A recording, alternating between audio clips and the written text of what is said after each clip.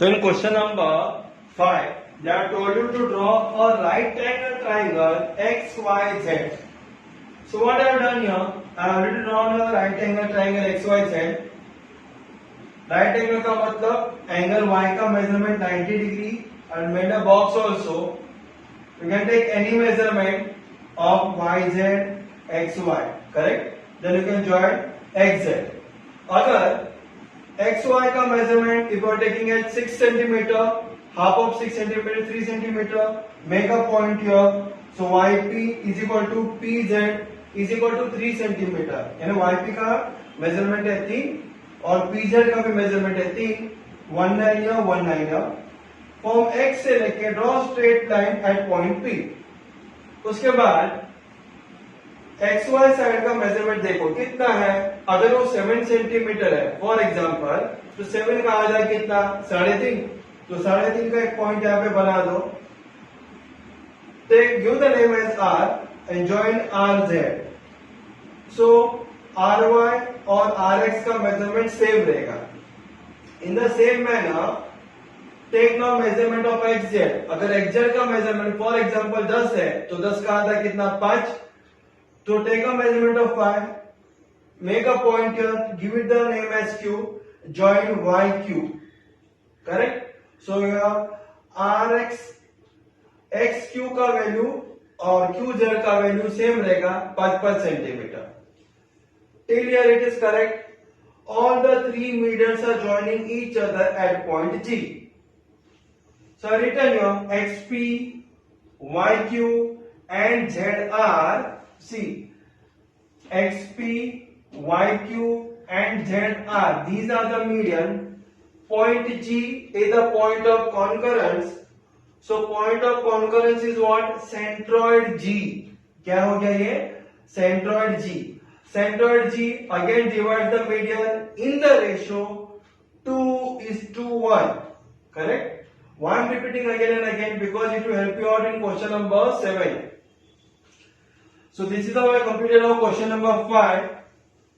Now let's see to the next question, question number 6. So in question number 6, they are told you to first draw a triangle which is an isosceles triangle, as well as for isosceles triangle you have to draw the median as well as the altitude also. First thing you have to do is first draw the triangle ABC such that AB is equal to AC. Correct है ना? Isosceles triangle का properties क्या है? दो sides equal रहते हैं. अगर आप लोग BC का मेजरमेंट अगर 5 सेंटीमीटर है तो 6 सेंटीमीटर लेते हो. Draw triangle such that AB and AC will be equal. This two measurement should be equal. ये हो गया हमारा एक आइसोसेलेस ट्रायंगल ड्रॉ करके. उसके बाद second point, what are we doing here? You can draw the median. Means BC अगर 6 centimetre लिया है तो 6 का आधा कितना 3. So make a point here. So BP is 3 centimeter, PC is 3 centimeter. Draw a straight line. When you draw a straight line, take the protractor also and take the measurement. You will see that the measurement of angle P is 90 degree. Correct? तो P angle का measurement कितना रहेगा 90 degree. Second thing, BP will be equal to PC. So AP becomes the median as well as AP becomes a perpendicular bisector on segment BC. Till you got the concept clear. उसके बाद क्या करो? AB का measurement ले लो. अगर AB का measurement 8 centimetre रहेगा तो 8 का आधा करो 4 centimetre. Make a point here and draw straight line to the vertex C from point R. Correct? तो CR क्या बन गया? Median. Made a green colour तो CR becomes the median. In the same manner AC का भी value रहेगा 8 centimetre. उसका आधा करो, हो गया 4 सेंटीमीटर.